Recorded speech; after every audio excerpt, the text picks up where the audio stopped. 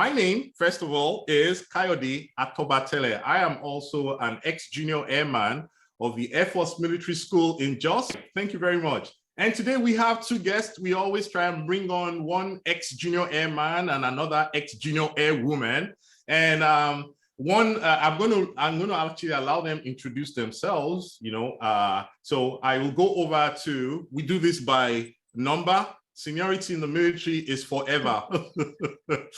These are things you learn about this very, very quickly. So I'll go over to somebody who was my senior and for that reason remains my senior forever, in person of ex-jam Olani. Please introduce yourself, my Oga.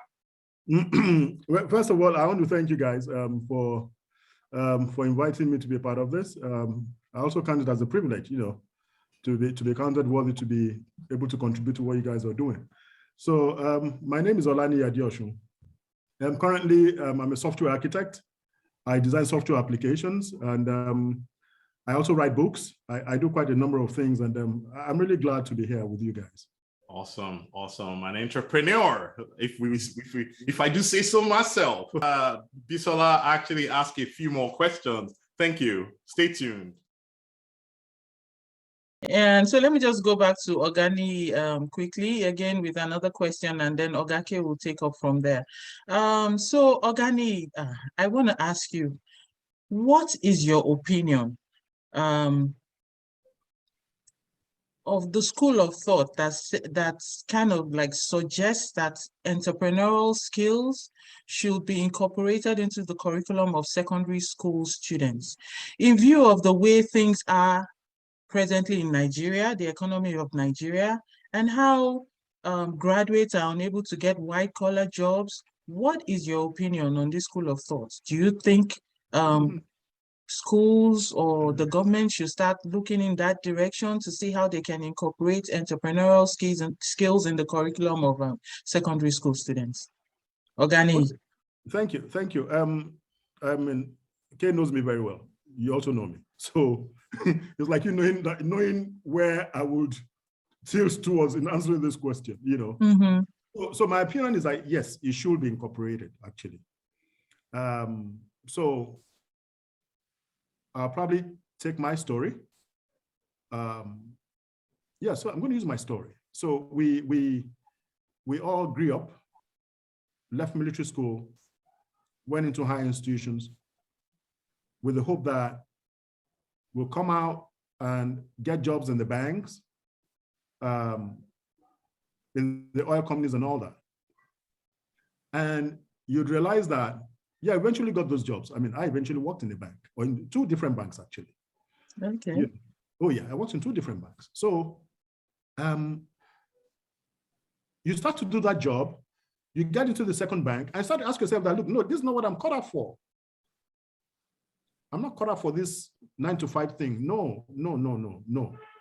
So, I mean, it's funny that as a young boy, I've been saying I want to be a billionaire. I used to say, I'm never apologetic about it. I've read books about law of attraction. I've read a particular book called The Secret. I'm mentioning The Secret here. It's not the thing I talk about all the time. Secret. You've seen The Secret, right? No, I said it's a secret that you're mentioning it. so it's actually a secret, but only a few see that secret. I've seen The Secret and I was like, wow. And I started to cast back my life. And I started saying, okay, so this is how people get into stupendous wealth. This is the secret, really. And I told myself that I was going to leave the values of the law of attraction and The Secret. So I knew I was going to leave my bank job. So I told my father one day, I said, Daddy, I'm resigning from the bank. Yeah. My father was like, is he mad? Bank work that people are looking for, he wants to resign bank work. I said, Daddy, I'm not asking for your opinion. I'm only telling you so that you're not here outside.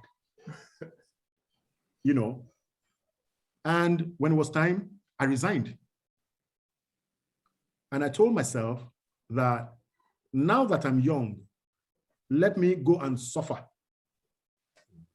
so that I can guarantee my future.